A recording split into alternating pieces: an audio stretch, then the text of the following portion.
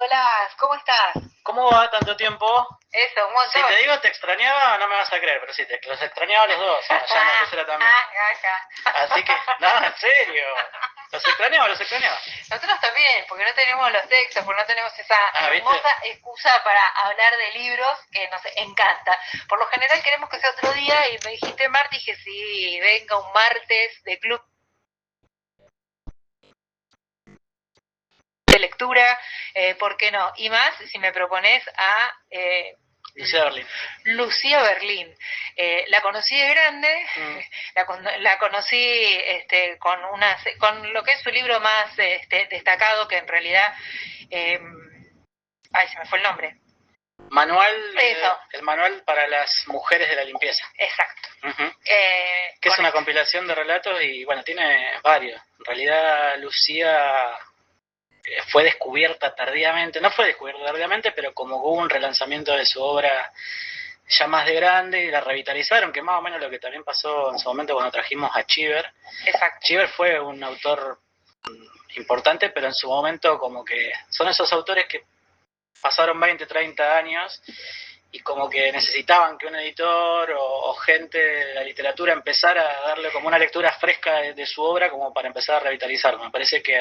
Pero en el caso de Lucía Berlín lo que pasó fue que quizás se miró su obra con los ojos de otra época. Sí, seguramente. Me parece que le vino muy bien el cambio de época en cuanto a la mirada feminista y en el momento que resurgen estos textos que tenés acá, fue cuando estaba toda la ola, ¿no? Por llamarlo de alguna manera, y me parece que esos textos están leídos desde otra mirada, me parece que tiene una perspectiva que se agiganta también. Totalmente. Porque bueno, Lucía como que, además del alcoholismo y haber pasado por diferentes estratos sociales, ahora vamos a entrar a su biografía, también ella tuvo que criar a sus hijos sola, tuvo que hacer diferentes profesiones, desde enfermera hasta limpiar casas, hasta dar clases en la universidad.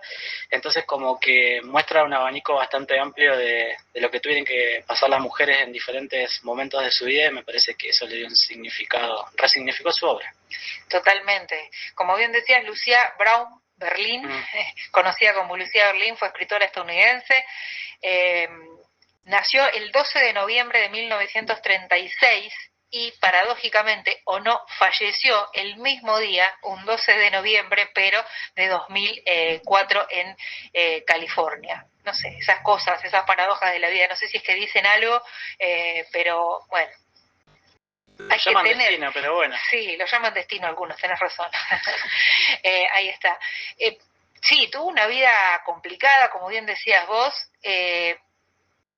pero muchas de sus historias se inspiran en lo que vivió en su infancia y en lo que vivió siendo, bueno, una madre que se hacía cargo de 4 pibes, que se hacía cargo o no a veces de sus adicciones y con trabajos que, bueno, era lo que le salía, ¿sí?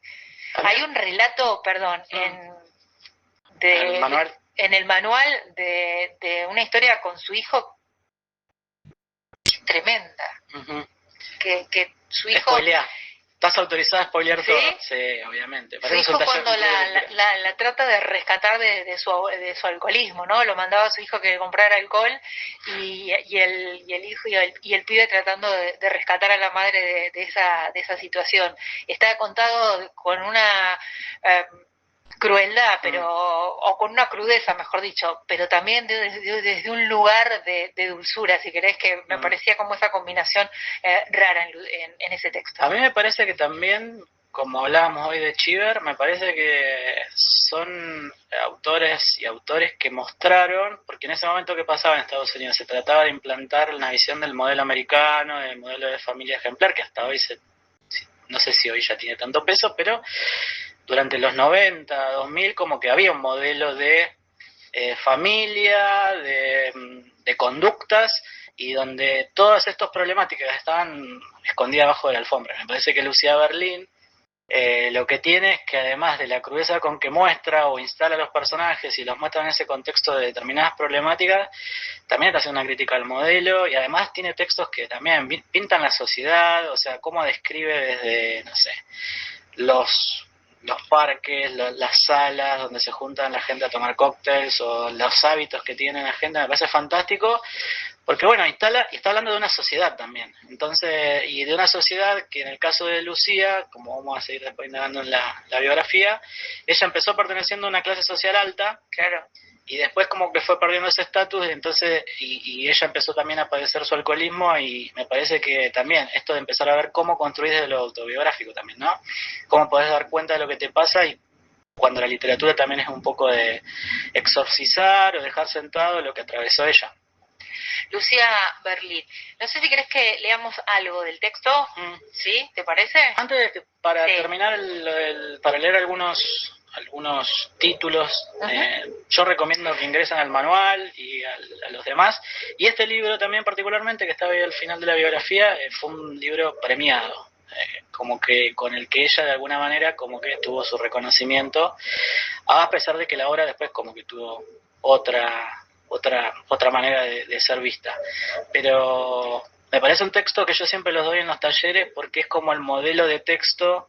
Ella medio como que siempre la encasillaron en la literatura de Carver, que trabaja con esto que hablábamos siempre de la teoría del iceberg, de el equilibrio entre lo que decimos y lo que ocultamos, y cómo va trabajando eso en la cabeza del lector. Porque si uno empieza a leer esta historia que vas a leer ahora, me parece que lo que va empezando a tener más peso es lo que va haciendo en nuestra cabeza, donde uno empieza a tratar de indagar qué tipo de personalidad es la que tiene el personaje que va mostrando Lucía. Total.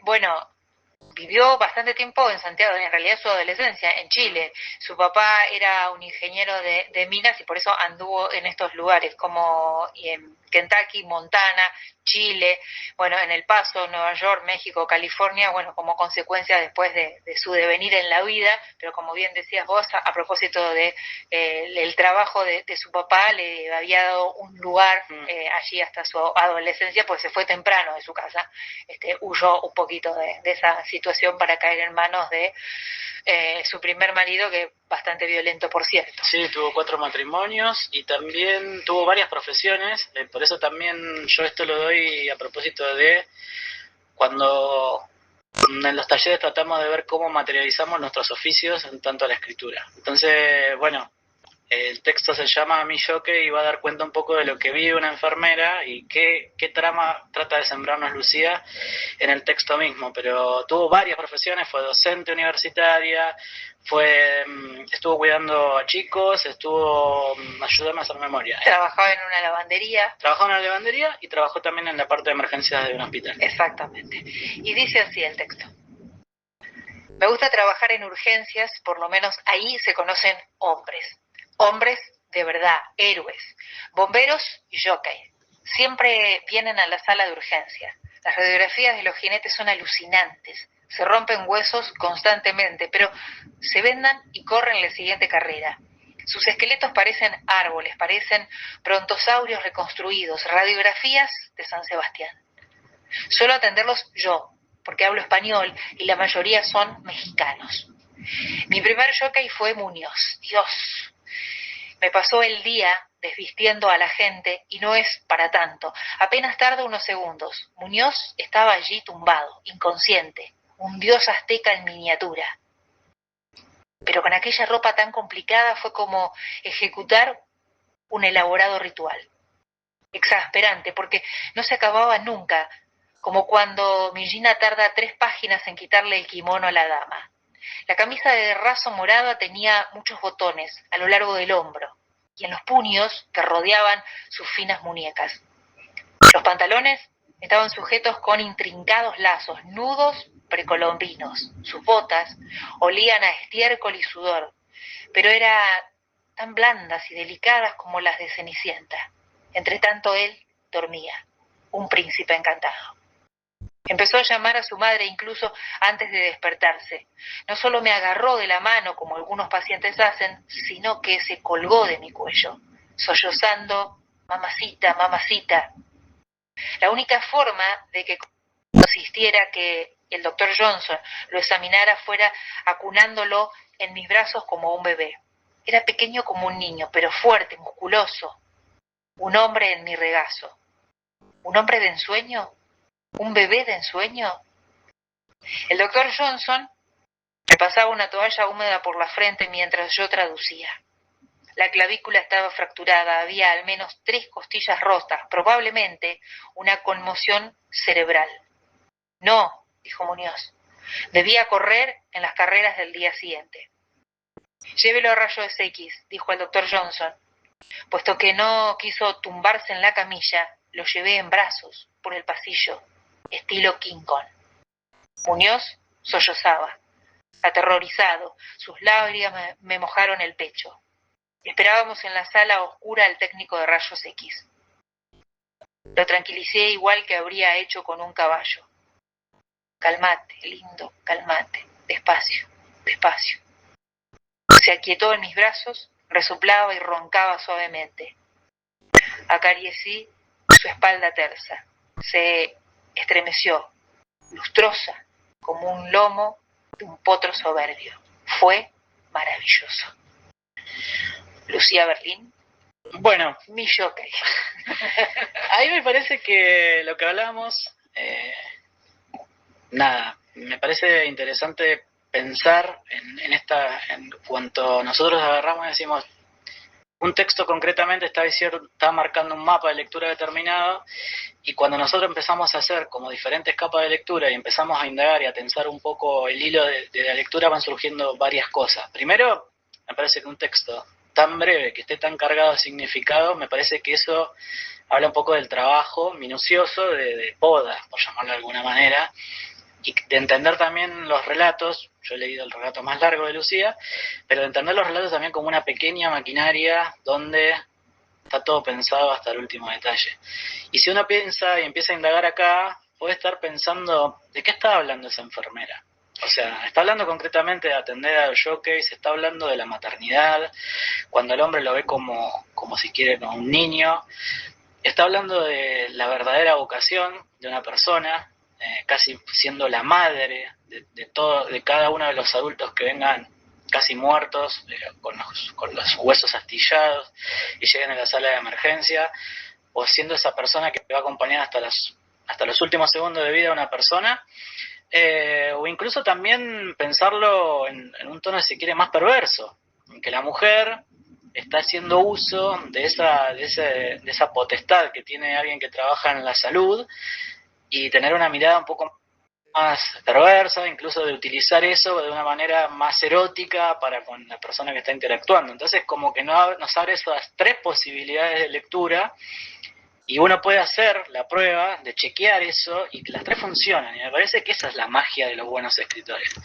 No ceñirnos a un texto que pegarnos fielmente a lo que están diciendo, sino donde muchas veces lo más importante es esto que parece en estas capas de lectura que nosotros vamos haciendo. Entonces vos decís, bueno, si en vez de la enfermera tener una vocación desmedida, ser casi como una madre, es una mujer